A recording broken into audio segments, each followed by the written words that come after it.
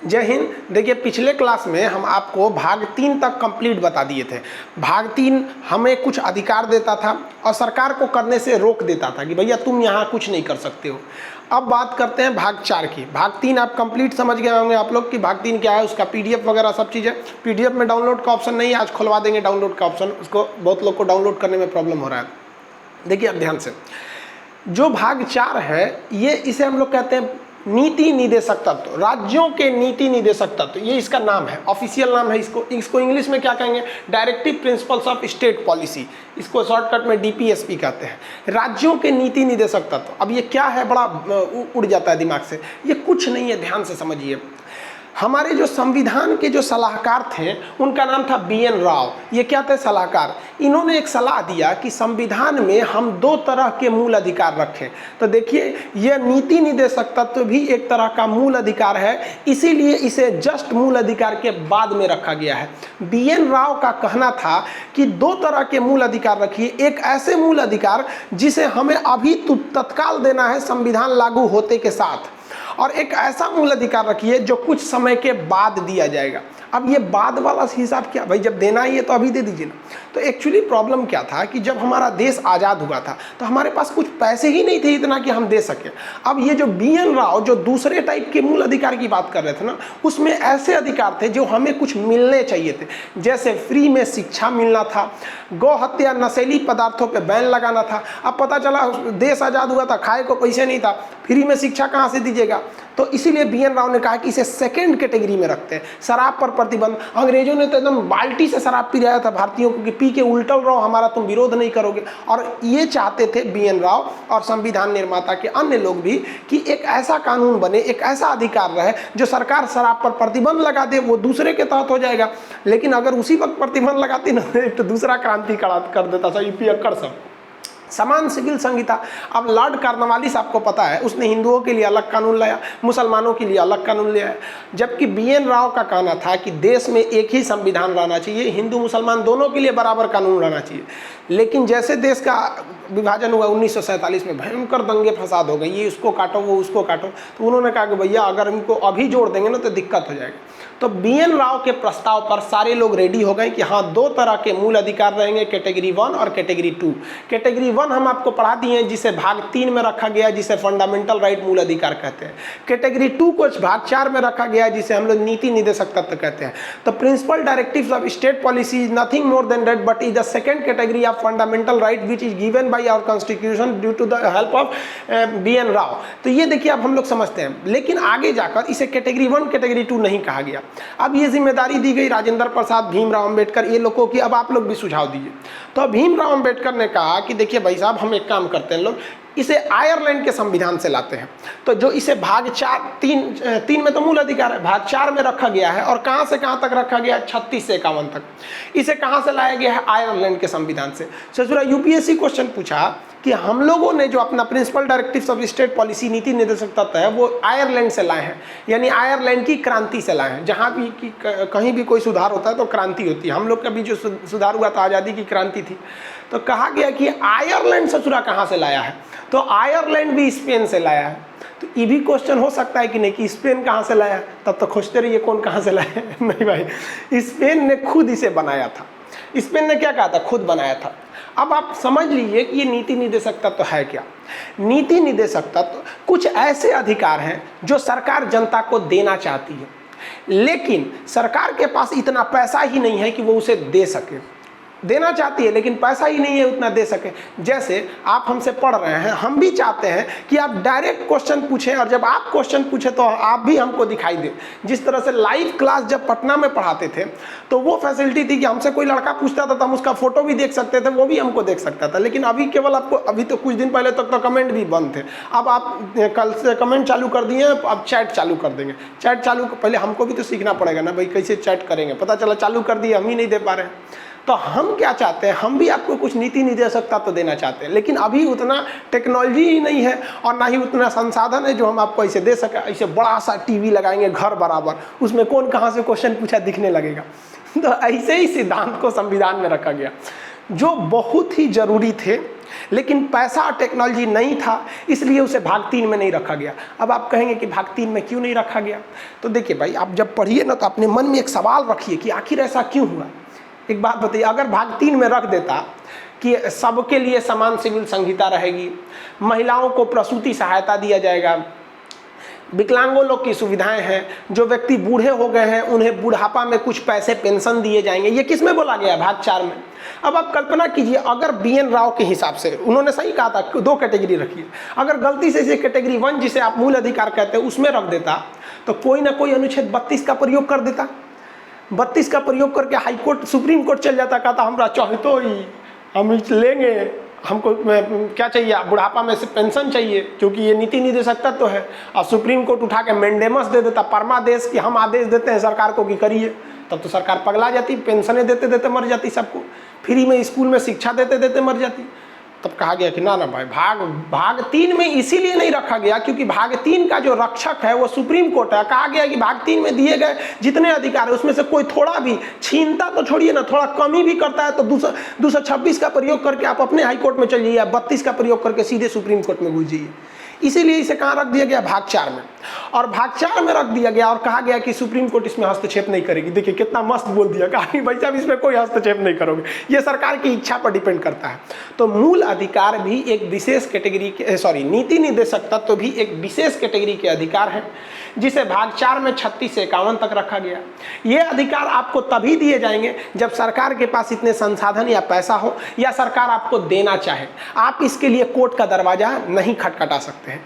इसीलिए केटी शाह नामक विद्वान ने क्या कहा है कि भारतीय संविधान का भाग 4 अर्थात नीति निर्देशक तत्व ये बैंक के उस चेक के हिसाब है, बैंक चेक देता है ना, उस चेक के जैसा है जिस चेक पर बैंक पैसा अपनी मर्जी से देती है। जबकि चेक हम काट देंगे आज के तारीख में तो आज की तारीख में बैंक को पैसा देना पड़ेगा, लेकिन केटी शाह ने कहा कि ये एक ऐसा चेक है जो आप काट तो सकते हैं लेकिन बैंक अपने हिसाब से देगा।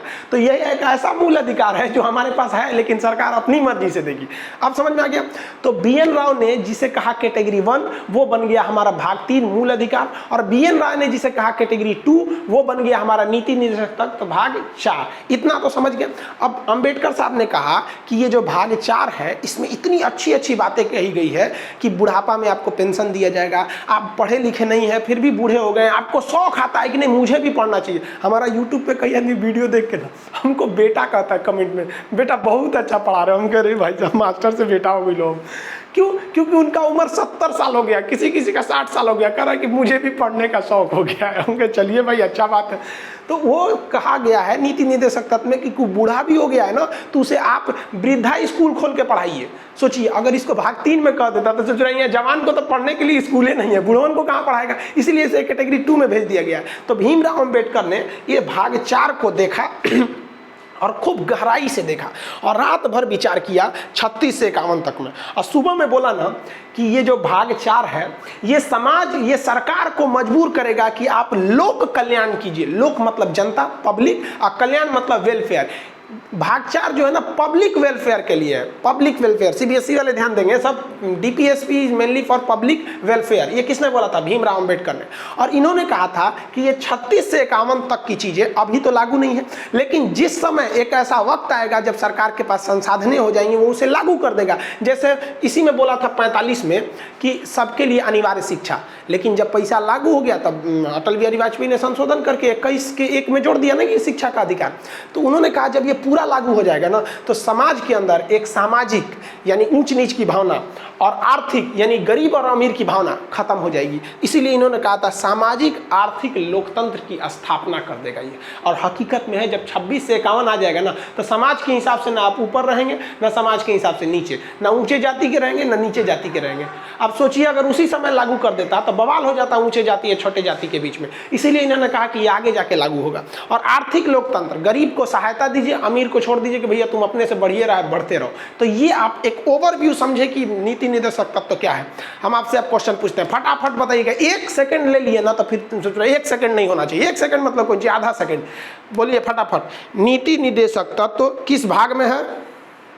मतलब अकेले में पढ़ा करो लोग, मम्मी पापा के सामने बैठल है, सब बोलने में शर्म लगेगा। भाग 4 बकलोल अकेले में रहो, खूब तेज तेज बोलो, समझ में आ गया कि नहीं। आगे बताइए किस देश से लाया गया, तो भाई आयरलैंड से लाया गया। किस कहा जाएगा कि आयरलैंड कहाँ से लाया था, कहाँ से लाया था, स्पेन से। भाग 4 अनुच्छेद 36 से 51, किसने कहा कि ये एक चेक के समान है, केटी शाह।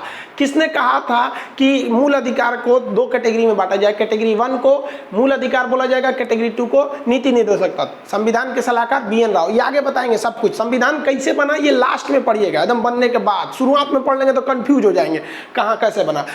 बताइए तो नीति निर्देशक तत्व कैसे समाज की स्थापना करता है, लोक कल्याणी समाज की स्थापना करता है। ये किस तरह का लोकतंत्र को लाएगा, तो सामाजिक एवं आर्थिक लोकतंत्र की स्थापना करेगा। इतना तक तो समझ में आ गया, ये मुख्य भूमिका रह गई इसके। अब इसके आगे समझते हैं जो एग्जाम में क्वेश्चन आएगा। अनुच्छेद से स्टार्ट करते हैं। अनुच्छेद कहाँ से पूछेगा भैया, 36 से पूछेगा। तो अनुच्छेद 36 में राज्य की परिभाषा दी गई है, क्योंकि ये नीति निर्देशक तत्व, ये इशारा, ये एक सलाह केवल राज्यों के लिए है कि राज्य अपनी नीति बताते समय इस तत्वों का ध्यान रखेगी, इसीलिए इसे कहा जाता है राज्य के नीति निर्देशक तत्व। कहेगा क्या भाग 4 किसी व्यक्ति पर लागू होता है, ना रे भैया व्यक्ति पे लागू नहीं होता है। ये किस पर लागू होता है, ये राज्य पर लागू होता है। अब यही हो जाएंगे कंफ्यूजन।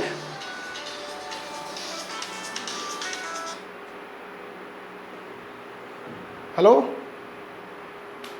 अनाथ आश्रम में जितने लड़के हैं अभी फ़िलहाल में विकलांग बचे हुए हैं, आपको चाहिए तो बोलिए, हम दे सकते हैं। क्योंकि अभी कुछ दिन पहले एक तो वही लगभग 1.5-2 साल का लड़का था, ठीक ठाक था, उसे कोई लेके चला गया, गाय घाट का आदमी। विकलांग नहीं चाहिए, तब आप वेट कीजिए बाबू, तब फिर अभी तो जैसे अब हम कंफर्म भी तो नहीं कर सकते हैं कि कब कौन सा आएगा। ठीक है, ठीक। अरे यार ये सब क्लासरूम में फोन कर देता है। देखिए वो कहाँ तक बता रहे थे, तो देखिए ये किसके लिए लागू होता है भाई, राज्यों के लिए लागू होता है। राज्यों के नीति निर्देशक तत्व है, समझ आ गया कि नहीं यार। अब बात समझते हैं कि राज्य कहते किसको है। तो आप याद कीजिए भाग 3 जब पढ़ाए थे, तो जब मूल अधिकार शुरू हुआ था तो मूल अधिकार में ही कहा गया था राज्य इन मूल अधिकार को नहीं छीनेगी।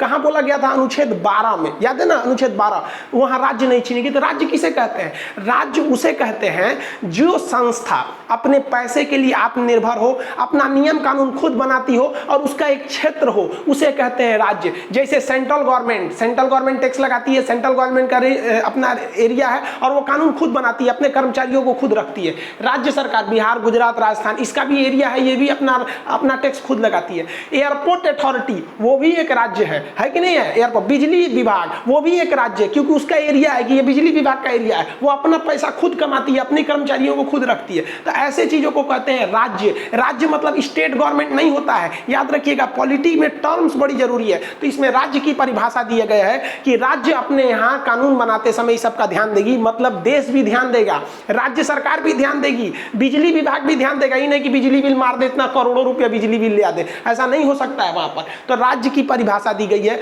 पूरे संविधान में 2 जगह राज्य की परिभाषा, अनुच्छेद 12 जो मूल अधिकार के शुरू होते ही बता दिया गया कि राज्य छीनेगा नहीं, और भाग 3 में अनुच्छेद 36 यहाँ भी राज्य की परिभाषा दिया गया, कहा कि राज्य ये सब चीजें देगी। तो 12 में बोला गया है कि राज्य छीनेगी नहीं मूल अधिकार को, ये भाग 3 के शुरू में ही बोल दिया गया। और भाग 4 शुरू होता है कहाँ से, अनुच्छेद 36 से, तो यही शुरू में भी बोल दिया गया राज्य ये सब का ध्यान रखेगी।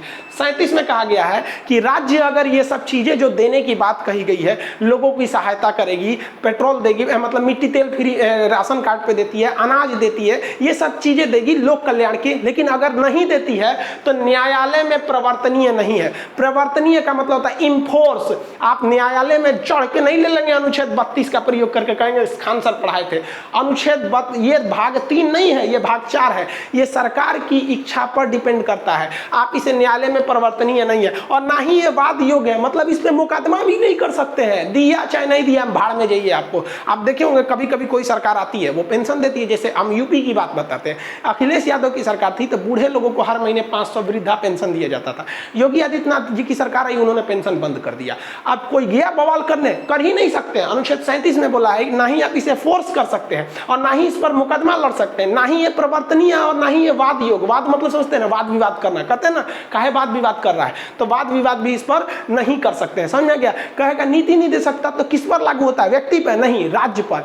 क्या यह राज्य की जबरदस्ती लागू करा सकते हैं? नहीं। तो कैसे लागू कराएंगे? राज्य की इच्छा पर निर्भर है। तो अगर यहीं पे हम ब्रैकेट में अगर हम यहाँ लिख देते हैं समझने के लिए कि ये किस पर निर्भर है, तो किसकी इच्छा पर? राज्य की इच्छा पर। राज्य अगर आपको देना चाहेगा तो दे सकता है।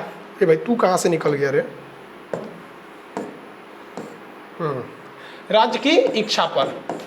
समझ में आ गया कि नहीं आ गया? यहाँ पे जो इधर उधर कुछ भी करते हैं फेंक देता है यहाँ पे। तो राज्य की इच्छा पर निर्भर हो गया। तो ये भाई 36 में राज्य की परिभाषा, 37 में आप न्यायालय नहीं जा सकते हैं। अब बताएगा कि देंगे क्या क्या। पहले ही धमका दिया कि बबुआ क्या देंगे क्या नहीं, पहले बात समझो। पहले ही बोल दिया है कि तुमको देगा कौन? राज्य देगी। और पहली बात समझो कि दिया चाहे नहीं दिया न्यायालय नहीं जा सकते हो, ना ही तुम बहस कर सकते हो। अब आते हैं 37 पे, 35 पे।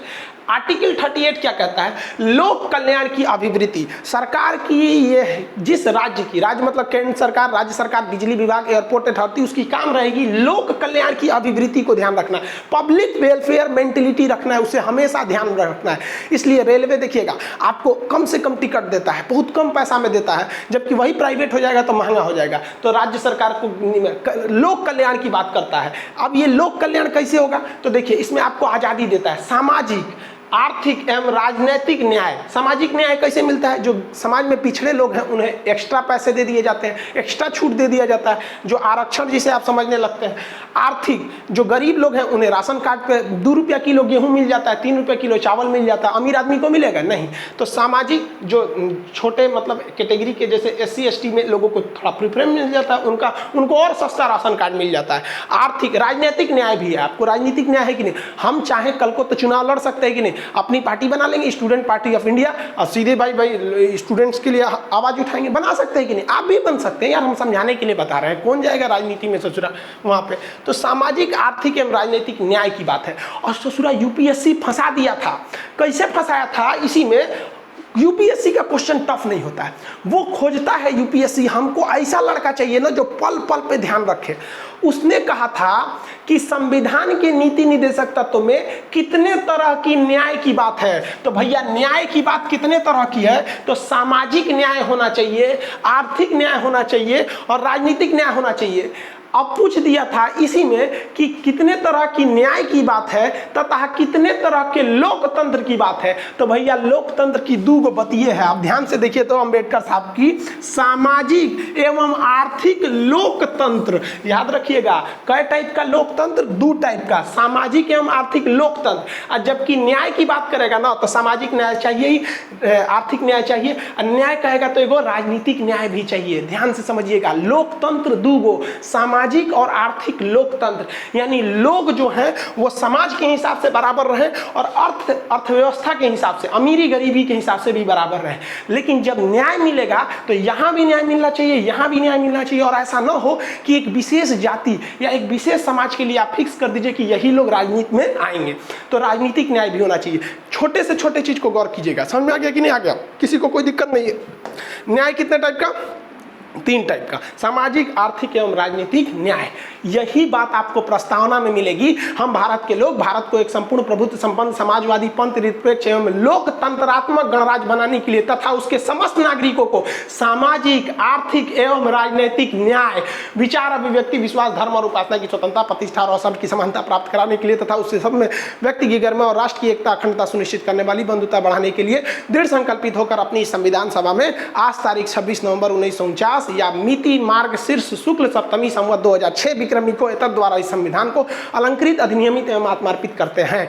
ये प्रस्तावना है। अभी आपके ऊपर से चल गया होगा। अभी आप सोचते होंगे ना, ये भाई साहब खान साहब तो बड़ी होशियार है। अरे यार कोई होशियार नहीं है। कहा जाता है ना जिसका जो अंधा होता है ना उसके आगे कंडेर आदमी भी होशियार समझता है। ऐसे है। तो अभी क्या है ना, देहात में कहावत कहा जाता है, जहाँ घास न भूस वहाँ रेड़ प्रधान। यही हो गया आप लोग के साथ। अभी आपको नहीं जानते इसलिए आपको हम होशियार लग रहे हैं। आप यकीन मानिए जिस दिन पॉलिटी खत्म होगा ना तो आप कहीं दूध तो रखा खान सर के पास था कौन चीज रे, लेकिन ये मार यूट्यूब पे धमाल मची ले। भाई पढ़ाई लिखाई बहुत ईजी चीज़ है, बस समझो। और जब नहीं समझेंगे तो दूसरा आदमी विद्वान लगेगा। समझ आ गया कि नहीं? अब बताइए न्याय कितने टाइप का? तो ध्यान से न्याय सबको मिलना चाहिए, लोकतंत्र मिले ना मिले न्याय मिलना चाहिए। तो न्याय में कितने लोग, तीन तरह का, सामाजिक, आर्थिक एवं राजनीतिक न्याय। और लोकतंत्र में 2, सामाजिक और आर्थिक। समझ में आ गया? किसमें बोला है? 38 में। समझ में आ गया कि नहीं आ गया? तो न्याय करेगी, इसी के तहत सरकार आपको बहुत सारी चीज़ों को उपलब्ध कराती है, न्याय वगैरह देती है। लेकिन बताइए अगर नहीं देती है न्याय आपको समाज के हिसाब से, गरीब को गरीबे छोड़ देती है, अमीर को अमीरे छोड़ देती है, कुछ कर लीजिएगा? काहे नहीं कुछ कर पाइएगा? 36 से 51 के बीच में कुछ नहीं कर दीजिएगा। टुकुर टुकुर देखिए, जिस तरह घर में एक औकात होती है फूफा जी की, भाई नाश्ता दिलस तो ठीक है ना, तो कोनो दिक्कत नहीं।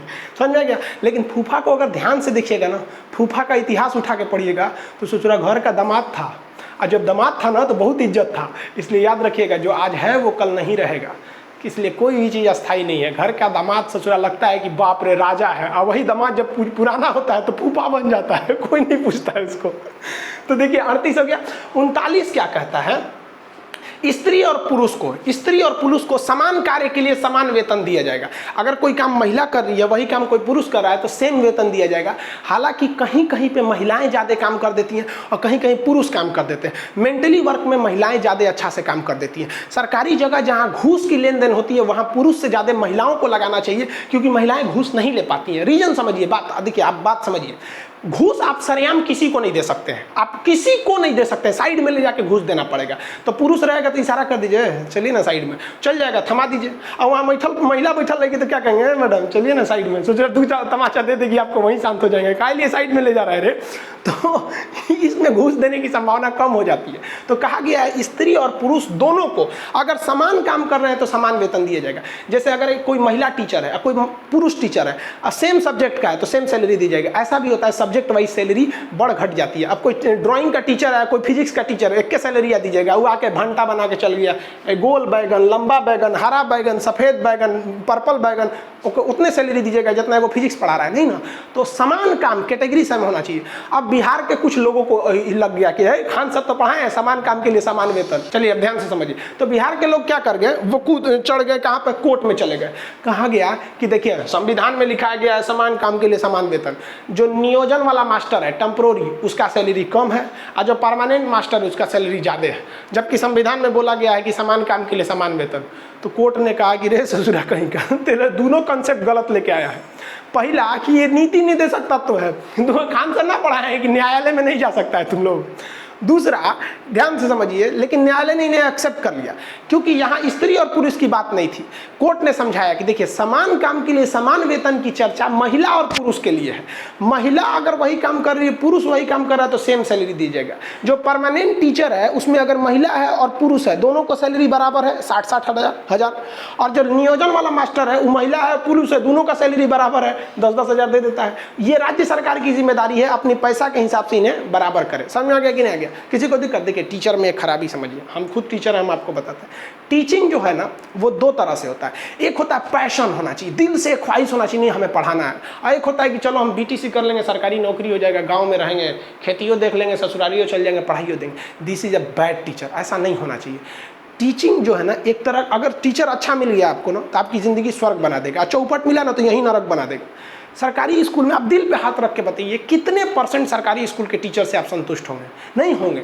गवर्नमेंट को भी एक करना चाहिए कि भाई आप एक ऐसा प्लेटफॉर्म, जैसे यूट्यूब कैसा एक अच्छा प्लेटफॉर्म है, कोई टीचर अच्छा पढ़ाएगा, मार सब्सक्राइबर धड़ाधड़ बढ़ेंगे सर, लाइक शेयर सब्सक्राइब सब बढ़ेगा, ऑटोमेटिक बढ़ेगा।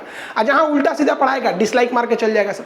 तो इस तरह का एक ठो ऐसा प्लेटफॉर्म होता है ना जिसमें सारे सरकारी टीचर रहते हैं, और वहाँ लड़के आके उन्हें रेटिंग देते हैं, अच्छा पढ़ाएं तो लाइक और नहीं पढ़ाएं तो डिसलाइक। अब पता भी नहीं चलता है कौन लाइक किया कौन डिसलाइक किया। ऐसा भी होना चाहिए, लेकिन ये बड़ी लंबा खर्चीला प्रोग्राम हो जाएगा, फिर आपको एक प्लेटफॉर्म बनाना पड़ेगा टेक्निकल चीज़ों को। लेकिन सारे टीचर्स को कहते हैं कि आप समझिए, लड़का बहुत कम दिमाग का हो, दिमाग तेज होता है लेकिन जानता कम है, इसलिए आप अपने नॉलेज को एकदम नीचे लाइए और उस भाषा में पढ़ाइए जिस भाषा में बचवा समझता है। समझ रहे हैं लोग ना? आप लोग को कौन भाषा, ठेठ भाषा समझ में आता है, जो देखे हैं लोग, किताबी भाषा समझ में नहीं आता है। तो ध्यान से समझते हैं आगे। ये समझ में आ गया ना? समान काम के लिए स्त्री और पुरुष को समान वेतन दिया जाएगा। अब बात करते हैं इसी 39 के क में। देखिए जहाँ क ख ग घ देख लीजिएगा ना, तुरंत समझिएगा कि ससुरा के बाद में जोड़ ले है के। जहाँ क ख ग घ दिख गया बाद में जोड़ा है, बाद में। क्योंकि आप ही बताइए ना, कहीं पे भी अगर चिरकुट उरकुट जोड़ा गया है, कहीं मान लीजिए शर्ट उठ है शर्ट है यहाँ दूसरा रंग का दिख गया, तो समझ जाइए ना कि भाई बाद में जोड़ ले है। कोई भी चीज़ बाद में जुड़ता है तो समझ में आ जाता है। तो क ख ग घ अंगड़ी ये सब जहाँ दिख गए समझिए बाद में जोड़ ले है, तो इसे बाद में जोड़ा है। कहा गया कि समान न्याय देना चाहिए, सबको बराबर न्याय होनी चाहिए, ये उतना महत्वपूर्ण नहीं है। ये पूछता है निःशुल्क विधि सहायता, यानी फ्री में आपको कानूनी सहायता दिया जाएगा, और ये सरकार आपको फ्री में देगी, सरकार का एक अधिकारी रहेगा। जैसे मान लीजिए कि आपका कोई खेत जोत लिया है, तो आप थाने में जाइएगा तो फ्री में थानेदार बताएगा आपको कि देख हई कागज लाओ, हम तोरा बचा लेंगे। अगर वो ईमानदार रहेगा तो पक्का आपको बचा लेगा, बेईमान रहेगा तो आपको पकड़ लेगा, आपको सोचेगा एकरे से कमाने का एक अच्छा रास्ता है। समझ में आया कि नहीं आ गया? तो ये डिपेंड करता है किस पर, वहाँ पे पब्लिक पे। अब सरकार हर चीज़ के किसी के घर में जा के नहीं ना देखेगी कि कहाँ क्या हुआ है। समझ में आ रहा है कि नहीं आ गया? तो इन्वर्टर बहुत हल्ला कर रहा है यहाँ। तो निःशुल्क विधि मतलब क्या होता है? कानूनी सहायता।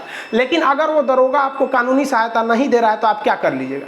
कुछ भी नहीं कर पाइएगा, आपका कुछ नहीं चलेगा वहाँ पर। आपको निःशुल्क विधि सहायता अगर सरकार देती है तो ठीक है, और नहीं देती है तो शांति से चुपचाप रह जाइए। ये समझ में आ गया आपको? 39। अब देखिए पूरा एक ही बार में पढ़ लेंगे तो दिक्कत हो जाएगा। 40 तक पढ़ा देते हैं, फिर नेक्स्ट क्लास में उसको समझाएंगे। 40 समझिए ध्यान से। 39 समझ में आ गया कि नहीं आ गया? 39 के क में क्या बोला है भाई साहब? 39 के क में बोला है कि स्त्री पुरुष को समान काम के लिए समान वेतन दिया जाएगा। सॉरी 39 के क में निःशुल्क कानूनी सहायता दिया जाएगा। 40 में बोला गया है ग्राम पंचायत। अब इसमें लेके बवाल हो गया 40 में। देखिए 40 को लेके मेन बवाल क्यों हुआ था, ध्यान से समझिए। अनुच्छेद 40 कहता है कि ग्राम पंचायत, हर गांव में एक पंचायत होगा। आप लोग के यहाँ भी है ग्राम पंचायत, सबके गांव में अगर रहते होंगे तो। लेकिन ये शुरू से नहीं था। महात्मा गांधी कहते थे कि भारत गांव का देश है। गांधी जी का कहना था ग्राम पंचायत रहेगा। लेकिन अंबेडकर साहब का कहना था कि जहां ग्राम पंचायत खोलेंगे ना तो गांव का मुखिया और प्रधान सब पैसा घोट जाएगा, इससे पूरे गांव को फायदा नहीं होगा, मुखिया को होगा। तो गांधी जी कहते थे अरे भैया, मानते हैं कि केंद्र सरकार अगर गांव को 100 रुपया देगी तो मुखिया 100 का 100 थोड़े घोट जाएगा। मान लीजिए कि रास्ते में घोटाते घोटाते मुखिया को पैसा पहुंचा 50 रुपया, मुखिया रख लिया 20 रुपया, तो कम से कम 30 रुपया तो गौवा को पहुंचेगा। अम्बेडकर साहब तू कह रहा हो कि गांव पंचायतें मत रखिए, तो 1 रुपया नहीं पहुंचेगा। और धीरे धीरे कोई ना कोई आएगा जो नेता ईमानदार होगा, एक बदलाव को लाएगा, ईमानदारी ज़्यादा दिखेगी वहाँ पर। तो उसलिए महात्मा गांधी चाहते थे ग्राम पंचायत लागू होगा, अम्बेडकर चाहते थे नहीं लागू होगा, लागू होगा नहीं लागू होगा। अब भाई साहब दोनों बहुत तगड़ा अपने आप में थे लोग, ना आप अम्बेडकर को नकार सकते हैं ना गांधी को नकार सकते हैं। अब बवाल हो गया, अब इसमें समझा दिया अब कौन चीज़ होगा। तब इसी में काम आता है बिहारी। जहाँ कुछ नहीं, जहाँ झगड़ा नहीं लग रहा है वहाँ लगाना है तो बिहारी को देख दीजिए, और झगड़ा नहीं सुलझ रहा है तब वो दे दीजिए। दोनों में ही आगे रहते हैं सब, मार धार में भी सल्टाने में भी। तो राजेंद्र प्रसाद पहुँचे, कहीं काहे लिए लड़ रहे हैं आप लोग जी? तो अम्बेडकर साहब कह रहे हैं कि पंचायत नहीं रहेगा, और गांधी जी कह रहे हैं कि जब तक हम जिंदा हैं पंचायत ला के रहेंगे। तो अम्बेडकर कहते तू जिंदे कितना दिन रहेगा?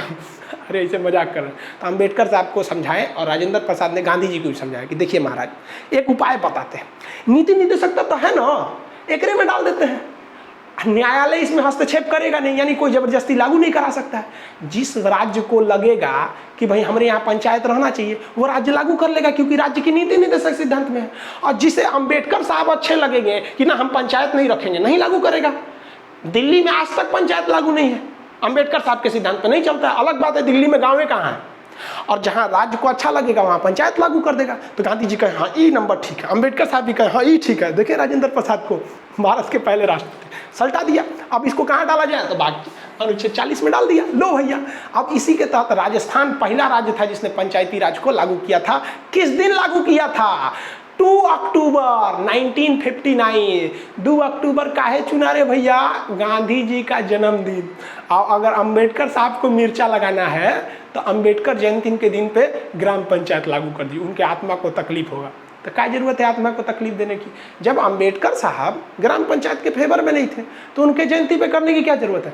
गांधी जी ग्राम पंचायत के फेवर में थे, उन्हीं के जयंती पे मना दिया जाता है पंचायत के लिए। समझ में आ गया कि नहीं आ गया? डेट बाई डेट समझिएगा। 2 ही अक्टूबर को क्यों लागू किया गया? क्योंकि गांधी जी एकदम कट्टर समर्थक थे कि पंचायत हो गई, और ज़रूरी भी है पंचायत। पंचायत आपको पढ़ाएंगे, ये आर्टिकल 243 में रखा गया है, इसे 73वां संशोधन के द्वारा। फिर आप कहेंगे कि खान साहब कौन सी पढ़ाते हैं आप? अभी बोल रहे हैं 40 में, अभी बोल रहे हैं कि 40 से हटा के 243 में, 243 के क में रख दिया गया। रे बबुआ, जब तक कि 40 में रहेगा ना तब तक ये राज्य की मर्जी पर है, लागू करो नहीं तो मत लागू करो। इसको उठा के कहीं और ले जाइएगा तब ना कंपलसरी बनाइएगा रे मेरे भाई। तो इसीलिए इसको उठा के ले गया 243 में, समझ में गया। जैसे अनुच्छेद 45 में था शिक्षा का अधिकार, तो उठा के लाया कि नहीं, 21 के कम है, नहीं तो कोनो देवे नहीं करता। 40 तक समझ में आ गया कि नहीं आ गया आपको, फटाफट रिवाइज कीजिए। नीति निर्देशक तत्व कहाँ से आया है, आयरलैंड से। आयरलैंड कहाँ से लाया था, स्पेन से। किस भाग में, 4, अनुच्छेद 36 से 51, समझ में गया। इसे चेक की उपाधि किसने दिया था, केटी शाह ने। 2 कैटेगरी के मूल अधिकार किसने बनाया था, BN राव ने। अरे ये पेज पे है, ये नहीं है तो दूसरे पेज पे है, अच्छा यहाँ है, कोई बात नहीं, BN राव ने दिया था। इंग्लिश में इसे क्या कहता है, DPSP, directive principles of state policy, समझ में गया। क्या ये न्यायालय द्वारा वाद योग्य है, नहीं। प्रवर्तनीय है, नहीं। इम्फोर्स नहीं कर सकते आप, इसे न्यायालय नहीं जा सकते। ये किस पे डिपेंड करता है, राज्य की इच्छा, राज्य की अर्थव्यवस्था, पैसा पर निर्भर करता है। क्या ये व्यक्ति के लिए है, नहीं। किसके लिए, राज्य को निर्देश दिया गया। राज्य किसे कहते हैं, इसमें सेंट्रल गवर्नमेंट, स्टेट गवर्नमेंट, बिजली विभाग, एयरपोर्ट अथॉरिटी, ये सब आते हैं, सब राज्य में। समझ में आ गया कि नहीं आ गया, किसी को कोई दिक्कत नहीं है, यहाँ तक में कंप्लीट हो गया। यहाँ पे ये किस तरह के लोकतंत्र, 2 तरह के लोकतंत्र, सामाजिक और आर्थिक लोकतंत्र। कितने तरह का न्याय, तो भैया 3 तरह का न्याय। न्याय कौन कौन सा, सामाजिक, आर्थिक एवं राजनीतिक न्याय की बात करता है। अब बताइए 36 में क्या है, परिभाषा। किसकी परिभाषा, राज्य की परिभाषा। नीति निर्देशक तत्व की परिभाषा नहीं है बबुआ, राज्य की परिभाषा। 37 न्यायालय नहीं जा सकते। 38 लोक कल्याण की अभिवृत्ति रखा जाएगा। 38 में क्या कहा गया है भैया, लोक कल्याण की अभिवृत्ति। 39 समान काम के लिए महिला पुरुष को समान वेतन। 39 का क निःशुल्क विधि सहायता। किसी को कानून नहीं समझ में आ रहा है तो SDM DM उसको समझाएंगे। आप ऑफिस में जाते हैं पूछने की सर ऐसे कैसे होगा, समझाता है सबकी नहीं समझाता है। लेकिन समस्या क्या होती है कि लोग लगते हैं नौटंकी करने। अभी हमारे पास कॉल आया था ना, उनको चाहिए था अनाथ आश्रम से बच्चा। हमारे पास अभी लगभग 45 बच्चे हैं, विकलांग है सर। अब वो लग रहे थे हाँ सर आपका अनाथ आश्रम चलता है। अरे भाई सीधे पॉइंट पे आओ ना कि भाई चाहिए क्या चीज़, समझ में आ गई कि नहीं। तो आप सरकारी ऑफिस में जाइएगा ना तो सीधे टू द पॉइंट जाइएगा और लिख के ले जाइएगा, सर ये लिखित ले लीजिए, टू द पॉइंट बोलिएगा, आपकी बात को सुनेगा, नहीं तो उसको पास इतना टाइम नहीं है। तो ये 39 हो गया। 40 में बताइए तो ग्राम पंचायतों के लिए क्या बोला गया है कि भाई ग्राम पंचायत की स्थापना रहेगी किसमें, 40 में। अब ये सब चीज़ों को हम कल पढ़ाएंगे, क्योंकि आज ही पढ़ा देंगे ना तो पूरा कंफ्यूज हो जाएंगे। 40 तक समझ में आ गया कि नहीं आ गया, 40 तक बहुत इंपॉर्टेंट है। अब ये सब थोड़ा सा कॉम्प्लिकेटेड हो जाते हैं सर, इसको समझा देंगे हम नेक्स्ट क्लास में। समझ में आ गया कि नहीं आ गया। जय हिंद, अगले क्लास में मिलेंगे।